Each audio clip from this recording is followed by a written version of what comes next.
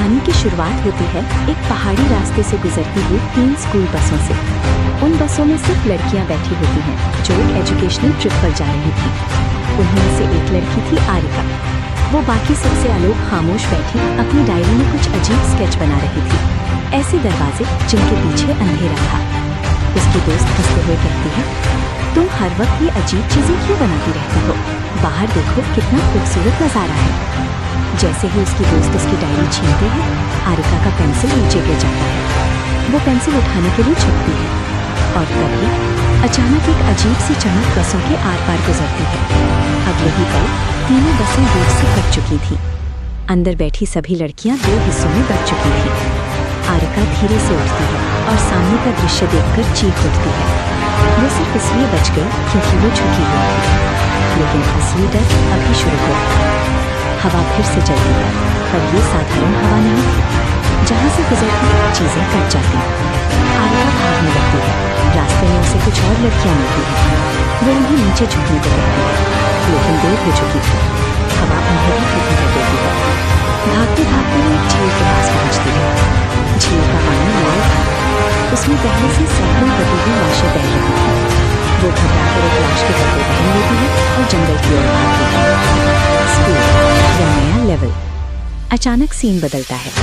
अब आरिका खुद को एक अलग स्कूल में पाती है। यहाँ की यूनिफॉर्म अलग थी।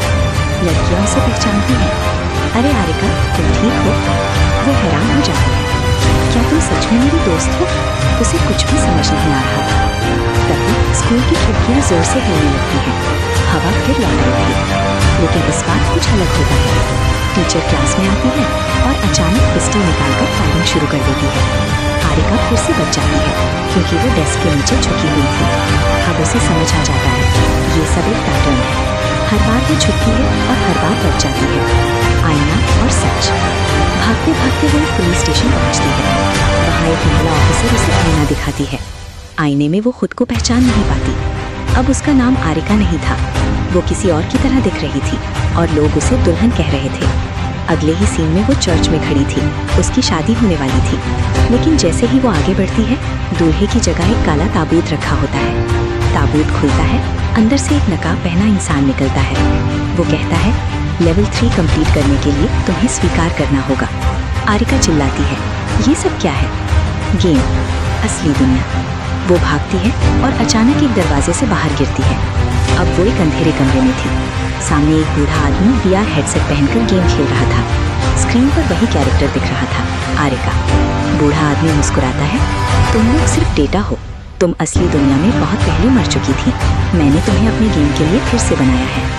आरिका की सांसें तेज हो जाती हैं। उसे अपनी दोस्त की बात याद आती है। अगर तुम इस दुनिया में कुछ ऐसा करोगी जो गेम में प्रोग्राम नहीं है, तो सिस्टम टूट जाएगा। वो धीरे से पास रखी केबल उठाती है और खुद को सिस्टम से कनेक्ट करने वाली वायर खींच देती है। अचानक स्क्रीन ग्लिच होने लगती है। बूढ़ा आदमी चिल्लाता है, ये कोड में नहीं था। आरिका उसकी ओर दौड़ती है और VR डिवाइस तोड़ देती है। System crash. आखिरी सीन। अब आरिका बर्फ से ढकी पहाड़ी पर लेटी हुई थी। उसकी आंखें धीरे धीरे खुलती हैं। वो पहली बार असली आसमान देखती है, बिना किसी ग्लिच के। दूर कहीं से हवा चलती है, लेकिन इस बार वो साधारण हवा थी और स्क्रीन ब्लैक हो जाती है।